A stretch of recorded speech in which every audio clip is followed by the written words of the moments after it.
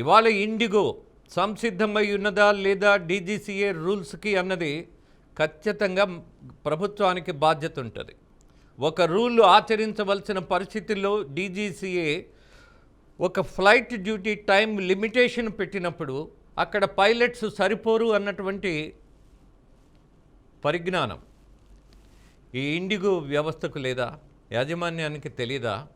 మరి వాళ్ళను కదా మనం నిందించాల్సింది. వాళ్లతో పాటు వాళ్ళ దగ్గర ఉన్నటువంటి వ్యవస్థాగతమైనటువంటి విషయాలు ఏంటి అన్నటువంటి సమాచారం తీసుకోవాల్సిన బాధ్యత ఏవియేషన్ మినిస్ట్రీకి లేదా? ఒక రూల్ ఇంపోజ్ చేయబోతున్నప్పుడు ఉన్న పరిస్థితులు ఏంటి అని తెలుసుకోవాల్సిన అవసరం లేదా? బాధపడేది ప్రయాణికులు, పబ్లిక్. మరి వాళ్ళ బతికేంటి అన్నటువంటి, వాళ్ళ దుస్థితి ఏంటి అనేది అనేక ఎయిర్పోర్టుల్లో మనం గమనించినప్పుడు నేల మీద పడుకొని దిక్కుమాలిన వాళ్ళగా డబ్బులు కట్టి మరీ తన్నులు తిన్నట్టుగా ఉన్నది వాళ్ళ ప్రయాణికుల పరిస్థితి. దీనికి ప్రభుత్వం ఖచ్చితంగా బాధ్యత తీసుకోవాల్సిందే. కానీ ఏ ప్రభుత్వం? కేంద్ర ప్రభుత్వం. ఆంధ్రప్రదేశ్ రాష్ట్ర ప్రభుత్వం కాదు, కాబోదు కూడా. కానీ లోకేష్ మాట్లాడుతున్నాడు దీనికి సంబంధించి అని మరొక అధికార ప్రతినిధి మాట్లాడబోతే in what way, what is this nonsense? ఒక చర్చ కండక్ట్ చేస్తున్నప్పుడు ముందు మనకు సహనం ఉండాలి, నోరు కాదు ఉండాల్సింది. కేవలం నాలుక మాత్రమే కాదు ఉండాల్సింది. ఇక్కడ బ్రెయిన్, కామన్ సెన్స్, దాన్ని ఉపయోగించాలి. అవతల వాడికి అవకాశం ఇవ్వాలి. అసలు అవతల వాళ్ళని మాట్లాడించకపోవడమే మన గొప్పతనం అనుకుంటే, మనకు నోరుంటే చాలు అని అనుకుంటే వాళ్ళని గాలికి వదిలేద్దాం. అసలు అలాంటి చర్చల మీద మళ్ళీ చర్చలు పెట్టనే వద్దు. ఒక ప్రయత్నం ఆంధ్రప్రదేశ్ నాయకుడిగా, బాధ్యత కలిగినటువంటి నాయకుడిగా ఆంధ్రప్రదేశ్లో ఎయిర్పోర్టులో అల్లాడిపోతున్నటువంటి జనాన్ని చూసి స్థానికంగా ఉన్నటువంటి ఏ మంత్రి అయినా స్పందించవచ్చు. తప్ప? నేరమా? పాపమా?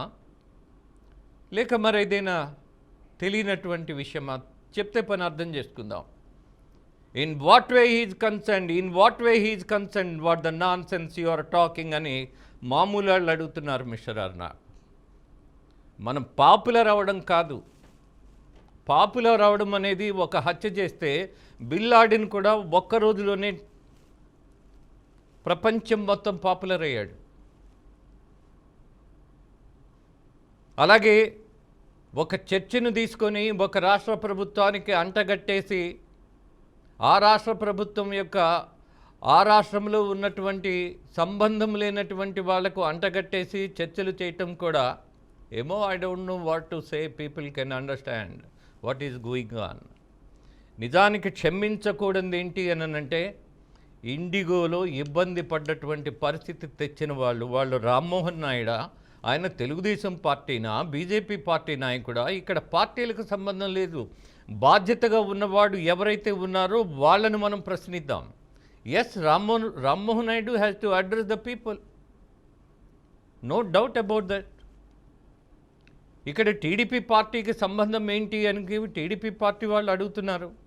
అదే విషయం అర్నాబ్ అన్నాడు. మళ్ళీ చెప్తున్నా, అర్నాబ్ అన్నదే మళ్ళీ తిప్పి చెప్తున్నా. There is no business with Lokesh అని అర్నాబ్ డిక్లేర్డ్. టీడీపీకి సంబంధించినటువంటి సబ్జెక్టు కాదు అని ఆయనే డిక్లేర్ చేశాడు. అసలు మీతో మాకు సంబంధమే లేదు అని ఆయనే మాట్లాడేశాడు. మళ్ళీ తిప్పి ఈ టీడీపీ పార్టీ నాయకులు రావట్లేదు, రారట, భయపడుతున్నారట. Let them go to hell, I don't lose anything. That the statement given by mister Arnab. మీరే వద్దంటారు, మీరే సంబంధం లేదంటారు, మీరే వాళ్ళు రాలేదంటారు. What to say? యూట్యూబ్లో చిన్న పిల్లలు ఉన్నారు, జర్నలిజంలో ట్రైనీస్, వాళ్ళకు కూడా ఈ కామన్ సెన్స్ ఉంటుంది. మనం వద్దన్నాం, సంబంధం లేదన్నాం, మళ్ళీ వాళ్ళు రావట్లేదంటున్నాం, వాళ్ళకే సంబంధం ఉన్నట్టు మాట్లాడుతున్నాం అనంటే ఈ విరుద్ధ వాదన ఒక ట్రైనీ జర్నలిస్ట్ కూడా అర్థమవుతుంది. కానీ ఈ దేశంలో నాకున్నంత నోరు లేదు అని విర్రవీగేటటువంటి వాళ్ళు ఎవరైతే ఉంటారో, I can't say that it is a journalism, it's a drama. People wants to that they can enjoy like a cine movie. That the only thing is going on. ఎందుకు ఇంతమంది వచ్చి తిట్లు తింటున్నారు? ఎందుకు నోరేసుకొని అరిచేవాడి ముందుకెళ్ళి కూర్చుంటున్నారు? ఒకటి, జనాలకు కూడా రేటింగ్ ఉన్నది కావాలి. రెండు, ప్రజలకి ముఖ్యంగా వ్యూవర్స్కి ఇలాంటి మంచి ఎంటర్టైన్మెంట్ కావాలి. ఇది entertainment, not any kind of information, not useful for anybody. జరుగుతున్నది అదే. 10 మందిని పిలవటం. అలాగే రీజనల్ ఛానల్లో కూడా 1-2 ఛానల్స్ ఉన్నాయి. వాళ్ళిద్దరిని పిలుస్తారు, అరుచుకుంటారు, బూతులు తిట్టుకుంటారు, దీన్ని ట్రెండింగ్ చేస్తారు. ఏం చెప్పాలి? అందుకని ఇవాళ ఏ పార్టీకి ఏ పార్టీ ఏం చేయదలుచుకున్నది, అలాగే ఏ పార్టీకి ఏ ఛానల్కి సంబంధం ఉన్నది, ఏ పార్టీని ఏ ఛానల్ వాళ్ళు మోస్తున్నారు, రీజనల్గా వదిలేద్దాం.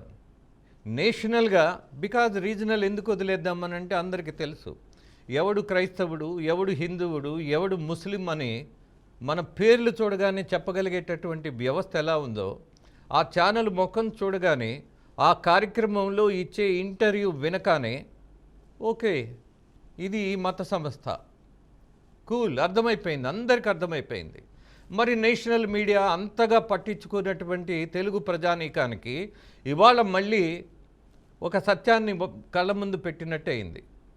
బీజేపీ మోస్తున్నటువంటి ఛానల్ రిపబ్లిక్ టీవీ. ఆయన నా మీద కేసు వేసుకున్నా నాకు బాధ లేదు. I can prove it from where they got the funds to start the channel. ఈ రిపబ్లిక్ టీవీకి ఎందుకు ఇంత మద్దతు వచ్చింది ఆర్థికంగా అనంటే, that is the only useful thing for national party. అందుకే జరిగింది. ఇక రెండోది, ఆ ఛానల్లో బీజేపీ మీద ఇంత చర్చ జరగదు. My dear mister Arnab, I'm requesting you, ఇవాళ విమానయాన సంస్థ ఫెయిల్ అయితే వచ్చినటువంటి సమస్యల కంటే కూడా ఈ దేశంలో ఉన్నటువంటి సమస్యలు కళ్ళ నీళ్లు తెప్పించేవి, తట్టుకోలేనటువంటివి. కనీసం మానవ సంబంధాలు ఈ దేశంలో చనిపోయాయా, మనిషి అనేవాడు బతికున్నాడా లేదా అన్నటువంటి సమస్యలు వందలు ఉన్నాయి. వాటి మీద చర్చించగలిగేటటువంటి అవకాశాన్ని మనం దుర్వినియోగం చేసుకుంటున్నామన్నటువంటి విషయం గ్రహించాలి. వ్యక్తుల మీద మనం దాడి చేసినట్టుగానో, వ్యక్తుల మీద మనము నోరేసుకొని అరిచేసినట్టుగానో ఉంటే ఏమో, maybe you are happy, but people are not happy. చూద్దాం. డీజీసీఏ రూల్స్ పాటించడంలో నిర్లక్ష్యం వల్ల జరిగినటువంటి పొరపాటు ఏదైతే ఉందో, వేలాది మందిని ఎంతగా బాధించిందో, ఇవాళ ఒక చర్చలో కొంతమంది మాట్లాడుతున్నది, కొంతమంది ప్రచారం చేస్తుంది చూస్తున్నప్పుడు, ఈ దేశంలో దేనికి విలువ ఉన్నది, ఈ దేశంలో దేనికి గుర్తింపు ఉన్నది, అలాగే ఈ రాష్ట్రాలలో ఎలాంటి వాళ్ళు రాజకీయాల్లో ఉన్నారు, అలాగే రాజకీయంలో రానటువంటి వాళ్ళందరూ వచ్చి చేరితే వస్తున్నటువంటి ప్రమాదం ఏంటి, వీటిలన్నిటినీ చర్చించాల్సినటువంటి ప్రధాన బాధ్యత మీడియా మీద ఉందని భావిస్తున్నా. ఇంతకు మించి పెద్దగా దీని మీద మాట్లాడాల్సిన అవసరం లేదని భావిస్తూ ముగిస్తూ, నమస్తే, మీ రాజేంద్ర.